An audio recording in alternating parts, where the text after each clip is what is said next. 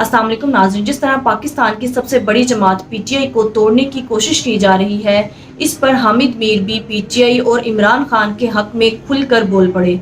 आइए पहले हामिद मीर की गुफ्तगू सुनते हैं, फिर इस पर बात करते हैं। शाह महमूद कुरैशी साहब पर भी दबाव डाला गया कि आप 9 मई के वाक़यात की मजम्मत करें। उन्होंने कहा मैं करूंगा। फिर उनसे कहा गया कि फिर देख लें आप, फिर आप इसको पार्टी को भी छोड़ ही दें तो बेहतर है। वो उन्होंने इनकार कर दिया। अब इसमें श्री मजारी साहबा के साथ जो हो रहा था वो तो मैं 3-4 दिन से क्लोजली उसको मैं वॉच कर रहा था, मुझे पता भी था। तो उसकी वजह से मुझे ये भी इंफॉर्मेशन मिल रही थी कि किन किन रहनुमाओं की तरफ से ऐलानात सामने आने वाले हैं। अभी मैं आपको बता दूं कि ये अभी बहुत कम ऐलानात सामने आए। अच्छा, ये आने वाले दिनों में मजीद लोग ऐलान करेंगे और इसमें कुछ बड़े बड़े नामी ग्रामी लोग भी शामिल हैं। क्योंकि देखें, दो तरह के लोग हैं। एक तो वो हैं जो कि सियासत छोड़ने का ऐलान कर रहे हैं, जैसे कि श्री मजारी साहब हैं। वो भी ये कह सकती थी कि मैं पीटीआई छोड़ रही हूँ लेकिन मैं सियासत में रहूंगी। सही है। लेकिन उन्होंने ऐसा नहीं किया और उन्होंने बहुत मुख्तसर सी प्रेस कॉन्फ्रेंस की और उन्होंने कहा जी कि मैं सियासत छोड़ रही हूँ और उन्होंने बहुत सी वजूहात। लेकिन आप देखिए, फयाजुल हसन चौहान साहब जो हैं, उन्होंने कहा मैं पीटीआई छोड़ रहा हूँ, सियासत नहीं छोड़ूंगा, और इमरान खान पे एक पूरी चार्जशीट लगा दी। और फिर वो उन्होंने एक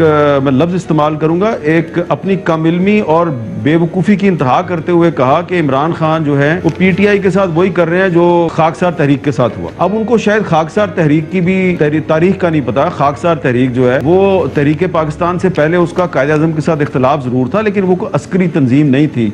वो कोई ऐसी तंजीम नहीं थी जो कि इमारतों पे और सरकारी दफातर पर हमले करती थी, बल्कि उस पर फायरिंग हुई थी। और उनको पता ही नहीं कि तहरीक इंसाफ जो है और खाकसार तहरीक जो है वो दोनों पॉलिटिकल पार्टीज हैं और दोनों जो हैं उन्होंने एक सियासी जद्दोजहद का रास्ता इख्तियार किया। लेकिन जो 9 मई के वाकयात हैं, उसमें फयाजुल हसन चौहान साहब ने बाकायदा ये तक कह दिया कि इमरान खान साहब जो हैं उन्होंने 1 मई को और 6 मई को हमसे रिहर्सल करवाई कि हमने फौजी इलाकों में कैसे दाखिल होना है। तो इसी किस्म की गुफ्तगू जो है वो और भी लोगों के साथ हो रही है।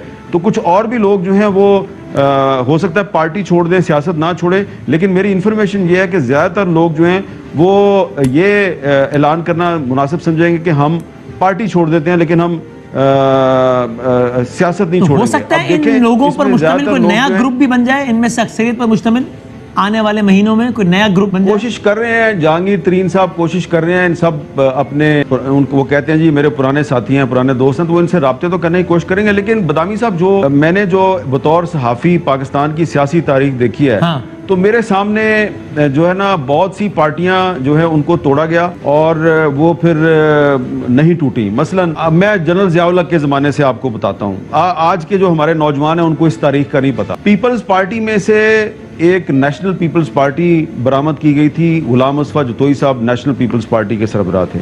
पीपल्स पार्टी में से एक प्रोग्रेसिव पीपल्स पार्टी बरामद की गई थी जिसके कौसर नियाजी साहब सरबराह थे। पीपल्स पार्टी में से एक मुसावात पार्टी बरामद की गई जिसके हनीफ रामे साहब सरबराह थे। और फिर जब ये सिलसिला चलता रहा, जनरल परवेज मुशर्रफ का दौर आया, तो दोबारा फिर पीपल्स पार्टी में से एक पीपल्स पार्टी पैट्रियट बरामद की गई। लेकिन पीपल्स पार्टी आज भी बरकरार है। इसी तरह मुस्लिम लीग नून जो है उसमें से मुस्लिम लीग काफ निकाली गई। JUI में से JUI सीन, JUI फे और उसके बहुत से हिस्से कर दिए गए। ANP को तोड़ने की कोशिश की गई। मैं बहुत सी पार्टियों के नाम आपको तो MKM आपके सामने है। और तो हमेशा यही बात ये बताएं, फिर मैं सलाह साहब की तरफ जाऊं कि आपके ख्याल में, चले मैं वो जो सवाल मेरे ज़हन में था उसको मैं आगे पूछ लूंगा। अभी इलेक्शन है आपके ख्याल में अक्टूबर नवंबर में, यानी अगस्त में ये असेंबली एक्सपायर होगी और उसके 90 दिन के अंदर इलेक्शन होगा या नहीं होगा? मुझे याद है आपने अपने कॉलम में भी लिखा कि आपने हमारे प्रोग्राम में सबसे पहले कहा था कि पंजाब का इलेक्शन तो नहीं है। हालांकि उस वक्त बहुत सारे लोगों की राय इसके बरक्स ही, लोग कहते थे भाई कैसे अवॉइड होगा पंजाब का इलेक्शन, लेकिन नहीं हुआ। अब आपका नेशनल असेंबली के इलेक्शन के बारे में क्या ख्याल है कि वो है कि नहीं है? ये अभी चंद दिन पहले शहबाज शरीफ साहब के साथ हमारी एक ऑफ द रिकॉर्ड मीटिंग हुई थी और उसमें मैंने उनसे पूछा था।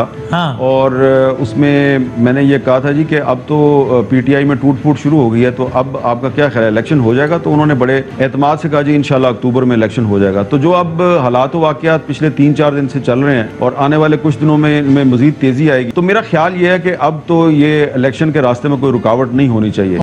लेकिन ये डिपेंड करता है वसीम बदामी साहब के अगर कोई फौजी अदालत या कोई इंसदाद दहशतगर्दी की अदालत जो है वो 9 मई के वाकयात की तमाम तर जिम्मेदारी इमरान खान पे डाल के उनको सजा दे देती है और उस सजा के नतीजे में अगर वो नाहल हो जाते हैं तो फिर तो ये इलेक्शन करवा देंगे। अगर अगस्त तक ये इमरान खान को नाहल करार देते हैं तो फिर ये अगस्त में असेंबली तोड़ के इलेक्शन का ऐलान कर देंगे। लेकिन अगर इमरान खान साहब को अगस्त तक कहीं से सजा वजा ना हुई, हो सकता है फिर ये उसको डिले करें। तो मैं समझता हूँ कि 2023 है, ये पाकिस्तान में इलेक्शन का साल है, ये आपकी एक आईनी जरूरत है, कॉन्स्टिट्यूशनल रिक्वायरमेंट है। अगर आप इस साल पाकिस्तान में इलेक्शन नहीं करवाएंगे, इसका मतलब ये है कि आप पाकिस्तान के आइन के साथ खिलवाड़ कर रहे हैं। ये चौहान साहब वाला मामला स्पेसिफिकली इस पे पूछ रहा हूँ, आपके ख्याल में क्या हुआ? उनका जाती यानी वो उनके इख्तिलाफ जो इमरान खान साहब जो वो बड़े अरसे से बता रहे हैं कि इतने अरसे से वो है या प्रेशर है? देखिए, फयाजुल हसन चौहान साहब जो है ना, मैं वो लफ्ज इस्तेमाल नहीं करना चाहता जो कि आमतौर पर लोग सियासी वफादारियां तब्दील करने वालों के बारे में इस्तेमाल करते हैं, लेकिन ये फयाजुल हसन चौहान साहब ने पहली दफा तो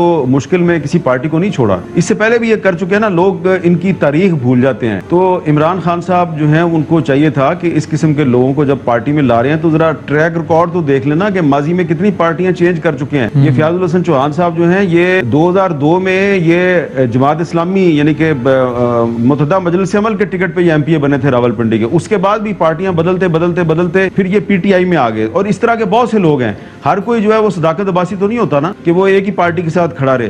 ये पिछले 4-5 दिन में जो बहुत से लोग पार्टी छोड़ के जा रहे हैं, ये दरअसल हैं कौन लोग? इनमें ज्यादातर वो लोग हैं जिन्होंने के 2015, 16, 17 के आसपास और खास तौर पे 2018 में इन्होंने पीटीआई को ज्वाइन किया।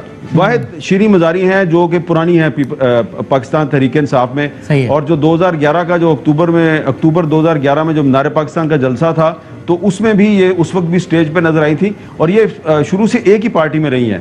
फयाजुल हसन चौहान जो है वो जब इमरान खान का सूबाई वजीर था, तो वो जो लैंग्वेज इस्तेमाल करता था सहाफ़ियों के बारे में, गद्दारी के फतवे, मुल्क दुश्मन लगा देना, किसी को कहना ये गद्दार है, ये दुश्मन है, ये फलां है, तो आज वो इमरान खान पे इल्जाम लगा रहा है कि जी 9 मई का वाकया जो है वो इमरान खान ने करवाया और हमें कहा कि मजम्मत भी ना करो। और अच्छा हुआ कि आपने सदाकत अब्बासी साहब को बुलाया और इन्होंने मामला क्लियर कर दिया कि उन्होंने मुबालगा राय से काम लिया है। और इस किस्म के इब्नुल वक्त और मुफाद परस्त लोग जो हैं, जिनको के एक हजूम की सूरत में तहरीक-ए-इंसाफ में दाखिल किया गया था, अब ये एक हजूम की सूरत में तहरीक-ए-इंसाफ छोड़ के जा रहे हैं, तो ये इमरान खान साहब के लिए अच्छा है, उनको इस पे खुदा का शुक्र अदा करना चाहिए। तकसीर का अमल हो रहा है। अभी आपके ख्याल में गिरफ्तारियों का सिलसिला मीर साहब मजीद आगे बढ़ना है, वफादारियां तब्दील करने के साथ साथ फाइनल वर्ड? देखिए, गिरफ्तारियां भी होंगी, वफादारियां भी तब्दील होंगी, लेकिन मेरी एक बात याद रखें, मैं बार बार कह रहा हूँ, इस तरीके से पाकिस्तान में किसी सियासी जमात को आप खत्म नहीं कर सकते। और तहरीक-ए-इंसाफ जो है वो मुश्किल सूरत हाल से दो चार है, लेकिन ये खत्म नहीं होगी। नाज़रीन, हामिद मीर की ये बात 100% दुरुस्त है कि इस तरह के हथकंडे इस्तेमाल करके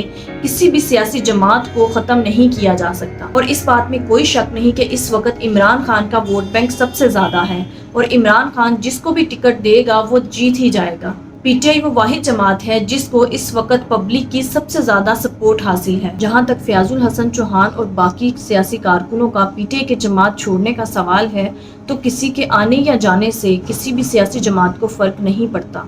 और इमरान खान की पॉपुलैरिटी को देखते हुए अब इमरान खान को 2/3 अक्सरियत लेने से कोई नहीं रोक सकता। नाज़रीन, आपने हामिद मीर की गुफ्तगू सुनी, इस बारे में आपकी क्या राय है कमेंट में ज़रूर बताइएगा। अगली वीडियो में मिलते हैं, तब तक के लिए अल्लाह हाफ़िज़।